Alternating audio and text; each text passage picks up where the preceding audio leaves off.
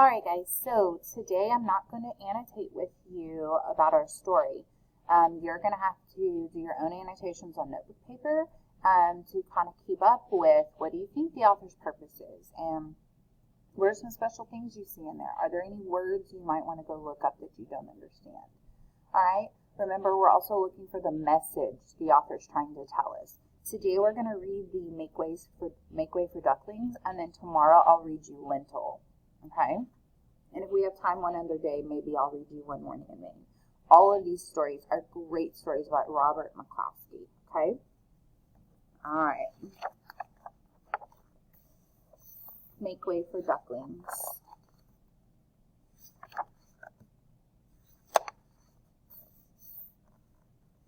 Mr. and Mrs. Mallard were looking for a place to live. But every time Mr. Mallard saw what looked like a nice place, Mrs. Mallard said it was no good. There were sure to be foxes in the woods or turtles in the water, and she was not going to raise a family where there might be foxes or turtles. So they flew on and on. When they got to Boston, they felt too tired to fly any further. There was a nice pond in the public garden with a little island on it. The very place to spend the night, quacked Mr. Mallard, so down they flapped. We're going to go right down here. Next morning they fished for their breakfast in the mud at the bottom of the pond, but they didn't find much. Just as they were getting ready to start on their way, a strange, enormous bird came by. It was pushing a boat full of people, and there was a man sitting on its back. "Good morning," quacked Mr. Mallard, being polite. The big bird was too proud to answer, but the people on the boat threw peanuts in the water. So the Mallards followed them all around the pond and got another breakfast better than the first.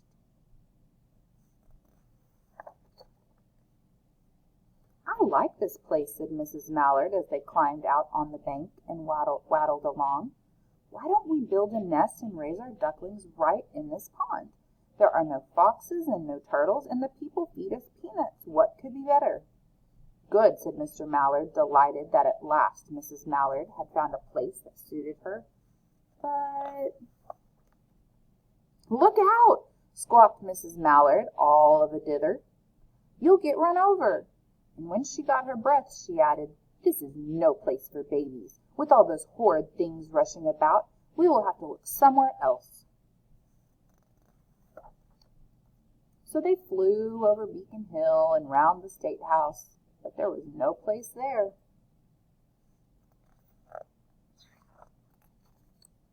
They looked in Louisburg Square.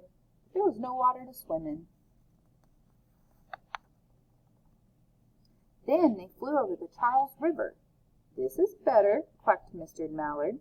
"That island looks like a nice, quiet place, and it's only a little way away from the public garden."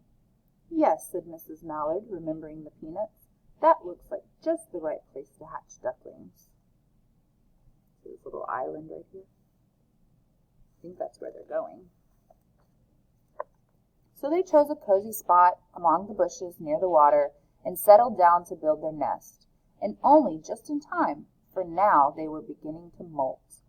All their old wing feathers started to drop out, and they would not be able to fly again until the new ones grew in.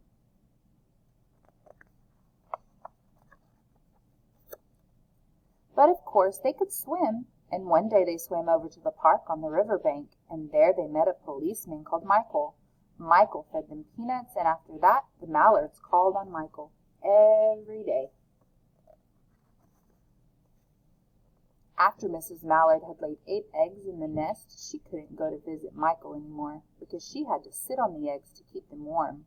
She moved off the nest only to get a drink of water, or to have her lunch, or to count the eggs and make sure they were all there. One day the ducklings hatched out. First came Jack, then Cack, and then Lack, then Mack and Knack, and Whack, and Pack, and Quack. Mr. and Mrs. Mallard were bursting with pride. It was a great responsibility taking care of so many ducklings, and it kept them very busy.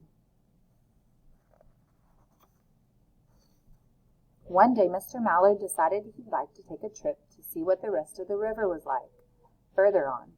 So off he set. "I'll meet you in a week in the public garden," he quacked over his shoulder. "Take good care of the ducklings." "Don't you worry," said Mrs. Mallard. "I know all about bringing up children." And she did.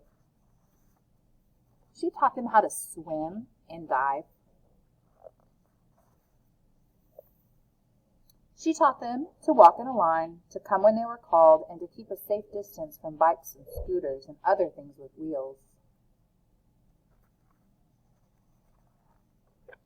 When at last she felt perfectly satisfied with them, she said one morning, "Come along, children, follow me." Before you could wink an eyelash, Jack, Cack, Black, Mack, Knack, Whack, Pack, and Quack fell into line, just as they had been taught. Mrs. Mallard led the way into the water, and they swam behind her to the opposite bank. There they waded ashore and waddled along till they came to the highway. Oh, no. Are they going that way towards the cars? Mrs. Mallard stepped out to cross the road. Honk, honk, went the horns on the speeding cars. Quack, went Mrs. Mallard as she tumbled back again. Quack, quack, quack, quack, went Jack, Cack, Lack, Mack, Knack, Whack, Pack, and Quack, just as loud as their little quackers could quack. The cars kept speeding by and honking, and Mrs. Mallard and the ducklings kept right on quack, quack, quacking. They made such a noise that Michael came running, waving his arms and blowing his whistle. What do y'all think he's going to do?